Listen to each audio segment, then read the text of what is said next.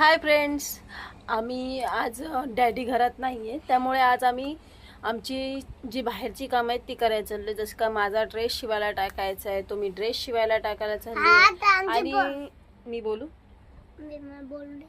थोडंसं, मी बोलते मग तू बोल ना. ठीक आहे. हां बोल. परत मग माझं उषा मी जरा रिपेअरिंगसाठी दिलेलं आहे. माझ्या उषा खराब झालं तर पिलो, तर मग त्या रिपेअर करायला दिल्यात, मग त्या आणणार आहे. आणि मग त्याच्यानंतर आम्ही डिनूचं काम करायला चाललो आहे. डिनू, काय काम करायचं तुझं? पोरगीच बघायचं. पोरगी बघायचं.